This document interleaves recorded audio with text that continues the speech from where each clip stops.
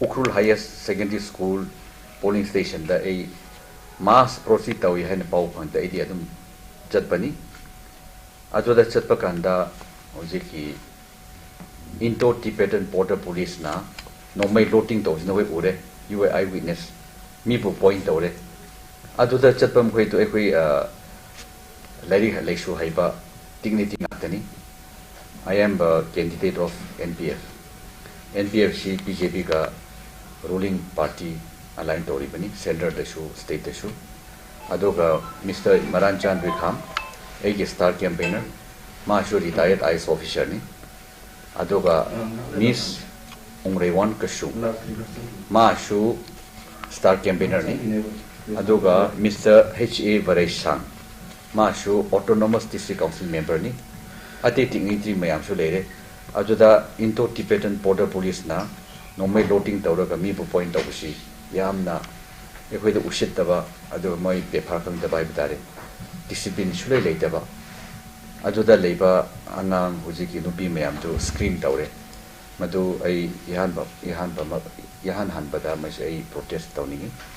moi conduct to it is unbecoming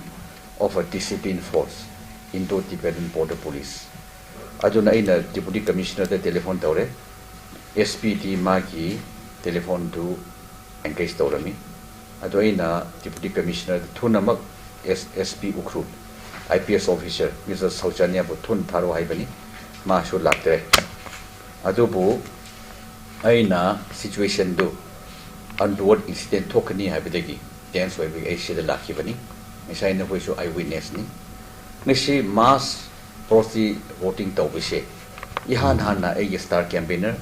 Miss Ongrewan Kasuna 11:30 da protest opening ajuda me 60 no hundreds of them. Yeah, hundreds of them physically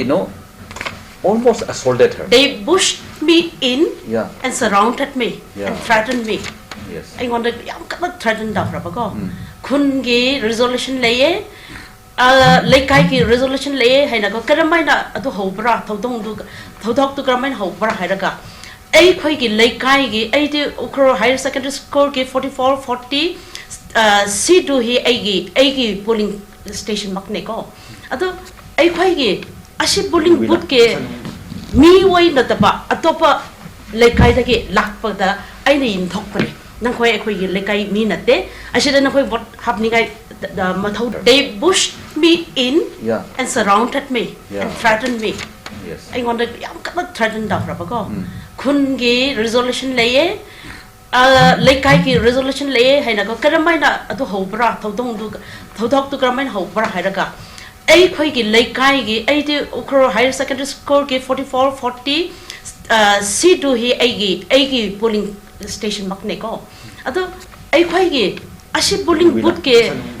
mi wai na tapa atopa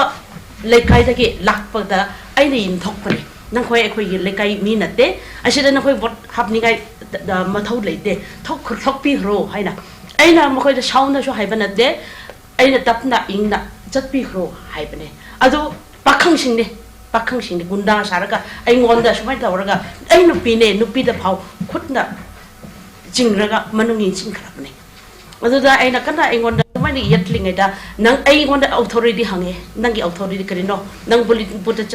jangba karino ai so ai authority amale adu ai changbane phajana voting dawbase yam fear oina tawsi kana makhon thok na kumsi irang thok na kumsi sumai phajana tawsi ing dap na tawsi haina haiba chatpasida moina shauraga advantage loraga mop lakraga ai ngonda so ai adum physical assault tawke hena so mongda wati warai kari ngangraga engon nang authority kari no aside ekhoi gi mi ne ekhoi khushi ne haiba ki mongda hai adu gi damakta